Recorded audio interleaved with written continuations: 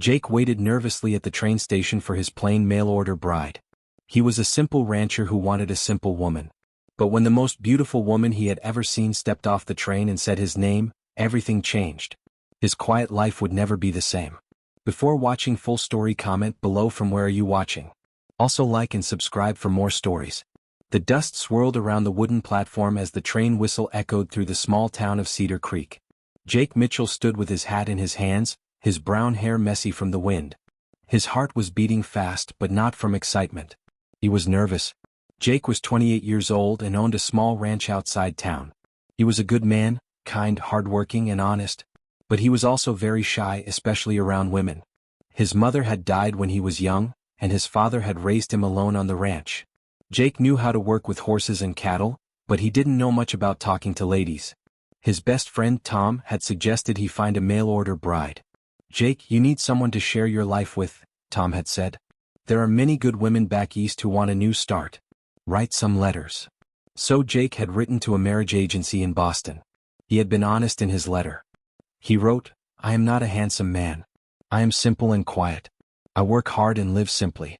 I want a plain, simple woman who would be happy with a quiet life on a ranch." The agency had matched him with Miss Sarah Coleman from Boston. In her letter she had written, "I am a plain woman, not beautiful. I am 25 years old. I can cook, clean, and sew. I want a simple life with a good man. I don't need fancy things."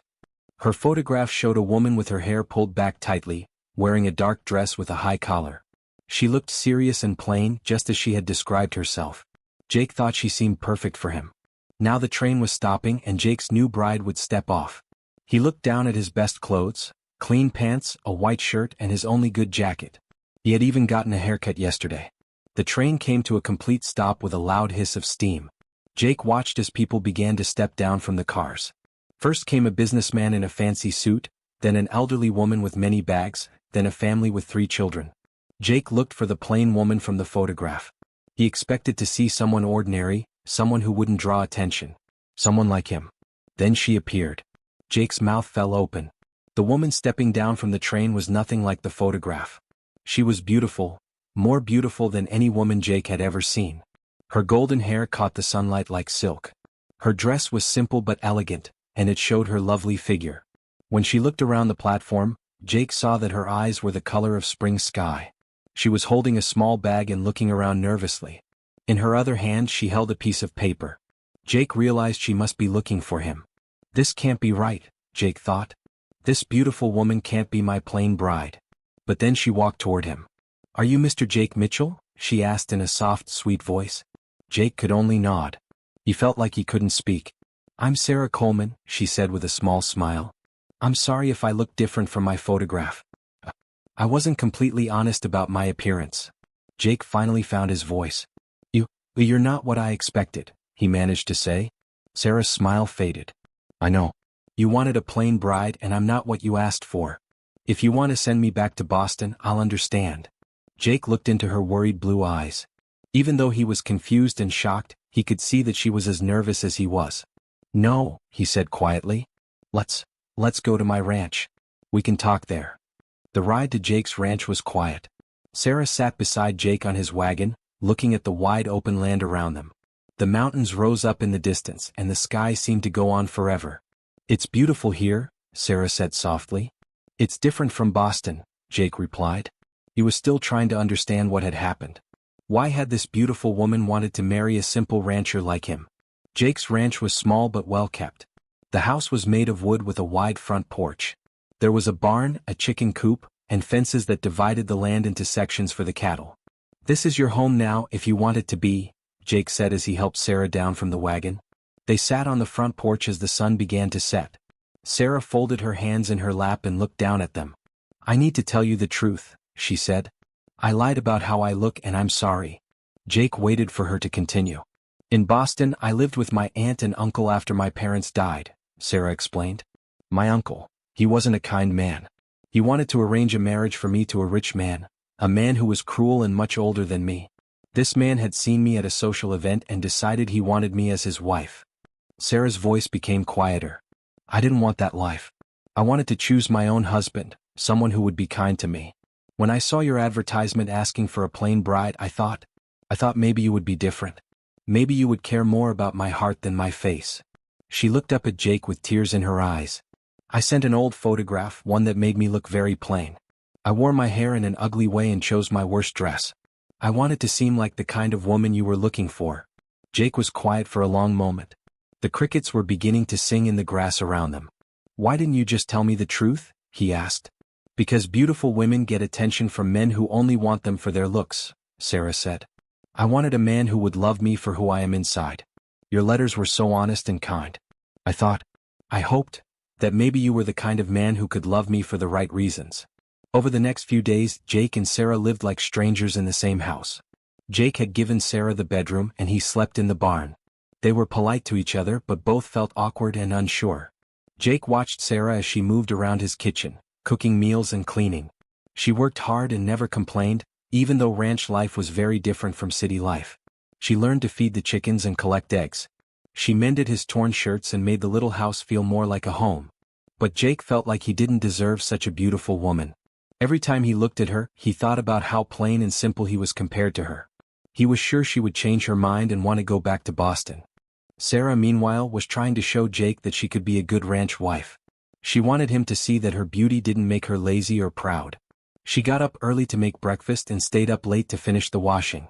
But she noticed that Jake hardly talked to her and seemed uncomfortable around her. One evening, Sarah was sitting on the porch mending one of Jake's shirts when she started to cry. She thought Jake regretted bringing her to his ranch. She thought he wished she would leave. Jake came out of the barn and saw her tears. "Sarah, what's wrong?" he asked, sitting down beside her. "You don't want me here," Sarah said, wiping her eyes. "I can see it. You think I'm not right for this life." Jake was surprised. "That's not true at all. Then why do you barely talk to me? Why do you avoid being near me?" Jake looked down at his hands. "Because I'm not good enough for you," he said quietly. "You're beautiful and refined. You could have any man you wanted. I don't understand why you would choose someone like me." Sarah stopped crying and looked at Jake. "Someone like you? Jake, you're the kindest man I've ever met. You work harder than anyone I know. You were gentle with me even when you were shocked by how I look. You didn't send me away or get angry with me for lying."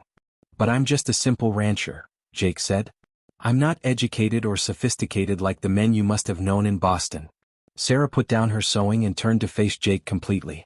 "Those men in Boston only saw my face.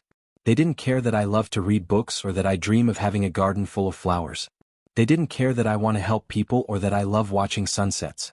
You asked me about those things in your letters." Jake looked up at Sarah, and for the first time since she had arrived, he really looked into her eyes. "I don't want a sophisticated man from Boston," Sarah continued. "I want a man who will be faithful and kind. I want someone who will work beside me to build a life together. I want someone who will love me when I'm old and gray and not beautiful anymore." After that conversation, things began to change between Jake and Sarah.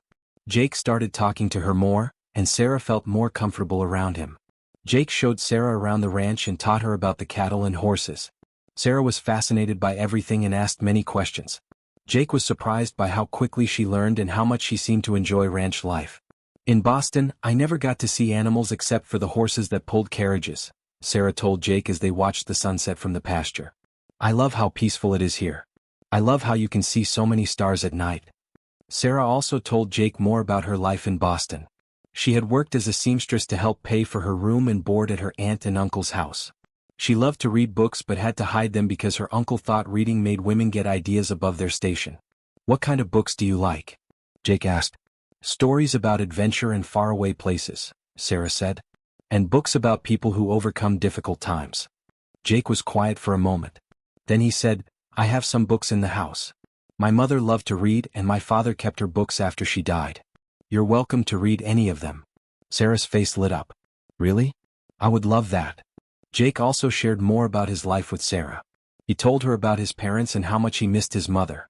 He told her about his dreams for the ranch and how he hoped to expand it someday. "I want to have enough cattle to hire some help," Jake said. "And maybe build a bigger house. I've always dreamed of having a family." "What would you want in a bigger house?" Sarah asked. "A big kitchen where my wife could cook and bake. A parlor with lots of windows for reading. And rooms for children," Jake said, then blushed because he realized he was talking about their future together. Sarah smiled. "That sounds wonderful. As the weeks passed, Jake and Sarah worked side by side every day. They talked more and laughed together. Jake began to see that Sarah's beauty was not just on the outside, she had a beautiful heart as well. Sarah was kind to everyone in town when they went for supplies. She helped Jake's neighbor, old Mrs. Henderson, when the elderly woman was sick. She made extra bread and took it to the family down the road who had a new baby. Jake saw how much Sarah cared about others, and he fell in love with her gentle spirit. Sarah, meanwhile, saw Jake's true character more clearly each day. He was patient when teaching her new things. He was gentle with the animals. When a storm damaged part of their fence, Jake worked from dawn until dark to fix it, even though his hands were bleeding and his back ached. "You should rest," Sarah told him, bringing him water and bandages for his hands. "The cattle need to be safe," Jake said simply. "This is what needs to be done." Sarah realized that Jake was the kind of man who would always take care of his family, no matter what it cost him. One day, while they were working in the vegetable garden Sarah had started, Jake said, "Sarah, I need to ask you something." Sarah looked up from the tomato plants she was tending. "What is it? Are you happy here? Really happy? Or are you just making the best of a difficult situation?" Sarah stood up and brushed the dirt from her hands. She looked at Jake seriously. "Jake Mitchell, I have never been happier in my entire life," she said. "Every morning when I wake up, I'm grateful to be here. I love this ranch. I love this life. And—" She paused and took a deep breath. "I love you." Jake's heart jumped. "You love me?" "I love your kind heart and your strong hands," Sarah said, stepping closer to him. "I love how hard you work and how you always try to do what's right. I love your quiet strength and your gentle ways. I love you for who you are, not for anything else." Jake reached out and took Sarah's hands in his. "Sarah, I love you too. I love your generous spirit and your joyful laugh. I love how you make this house feel like a real home. I love how you're not afraid of hard work. I love you so much it scares me." "Why does it scare you?" Sarah asked softly. "Because I'm afraid I'll wake up and find out this is all a dream," Jake said.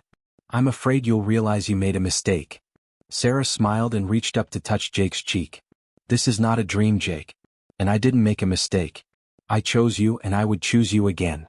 That evening, Jake and Sarah talked about their future together. They had been married by the town preacher when Sarah first arrived, but it had been just a legal ceremony.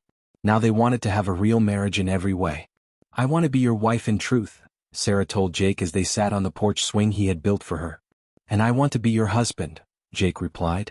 "Not just in name but in every way." They decided to have a small celebration with their neighbors. Sarah wore a simple white dress she sewed herself, and Jake wore his best suit. The preacher said a blessing over them and the whole community came to wish them well. Mrs. Henderson, the elderly neighbor, pulled Sarah aside during the celebration. "Child, I've lived in this town for 50 years, the old woman said. "I've seen many marriages. Some are based on convenience, some on money, and some on loneliness. But I can see that yours is based on real love. You two are blessed." "Thank you, Mrs. Henderson," Sarah said. "I feel very blessed." That night, Jake and Sarah began their life together as true husband and wife. They were both nervous but happy. They had waited to truly be together until they were sure of their love, and now they knew they wanted to spend their lives together. Their first year of marriage was not without challenges. A drought came that summer and they had to work extra hard to keep their cattle alive. Jake worried about money, and Sarah worried about Jake pushing himself too hard. "We'll get through this together," Sarah told Jake when he came in exhausted after another long day of hauling water to the cattle. "What if we lose the ranch?" Jake asked. "What if I can't provide for you?" Sarah took Jake's face in her hands. "Then we'll start over somewhere else. As long as we're together, we can face anything." Sarah also faced her own challenges. Ranch life was physically demanding and some days she was so tired she could barely stand. But she never complained. She had chosen this life and she was determined to succeed. When winter came, Sarah got sick with a fever. Jake was terrified he might lose her. He stayed by her bedside for 3 days, hardly sleeping or eating. "You have to take care of yourself too," Sarah whispered when she was feeling a little better. "I can't lose you, Sarah," Jake said, holding her hand. "You're everything to me." "You won't lose me," Sarah promised. "I'm stronger than I look and I'm not going anywhere." Sarah recovered completely, and Jake realized how much he had come to depend on her. Not just for cooking and cleaning but for her strength and support. By their second year of marriage, the ranch was doing better. The drought had ended, and they had managed to keep most of their cattle alive.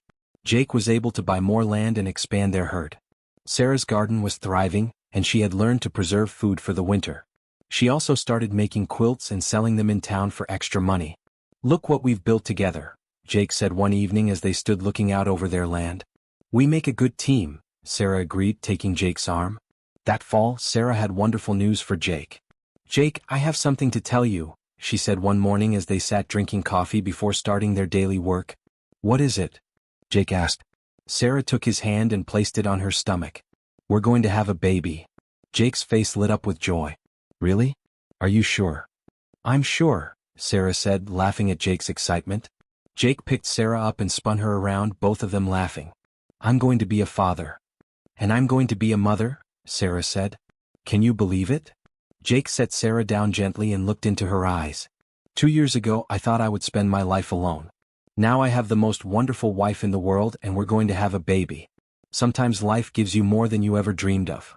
Their son was born the following spring. They named him Thomas, after Jake's best friend who had encouraged him to find a wife. Little Tommy had his mother's blue eyes and his father's dark hair. Jake was amazed by how natural Sarah was as a mother. She seemed to know exactly what Tommy needed, and she never seemed too tired or too busy to care for him. "You're wonderful with him," Jake told Sarah as he watched her singing to the baby. "I love being his mother," Sarah said. "And I love watching you with him. You're going to be such a good father." Jake was indeed a devoted father. Every evening after finishing his work on the ranch, he would hold Tommy and tell him about the cattle and horses. "Someday all of this will be yours, son," Jake would say.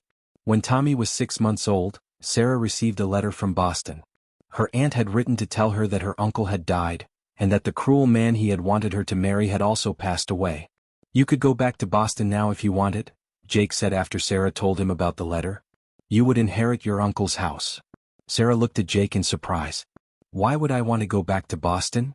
"Well, you could have a different life. An easier life maybe." Sarah smiled and shook her head. "Jake Mitchell, don't you know by now? This is the life I want. You are the life I want. This ranch, this town, our son, our friends, this is my home. This is where I belong."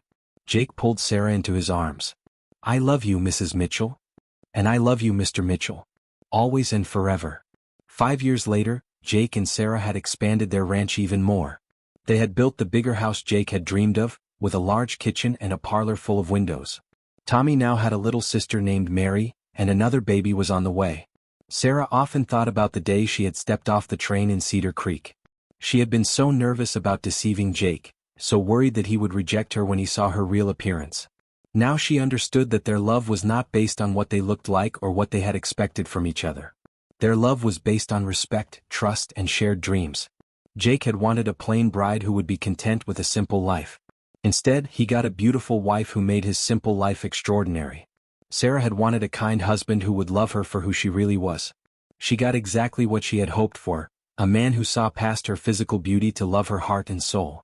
One evening, as they sat on their porch watching their children play in the yard, Sarah said to Jake, "Do you ever think about that day when I first arrived?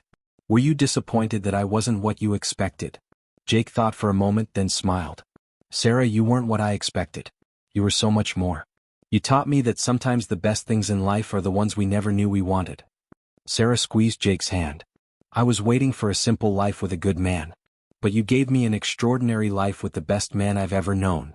As the sun set over their ranch, Jake and Sarah knew they had found something precious. A love that had grown from honesty, been strengthened by hard work, and would last for the rest of their lives.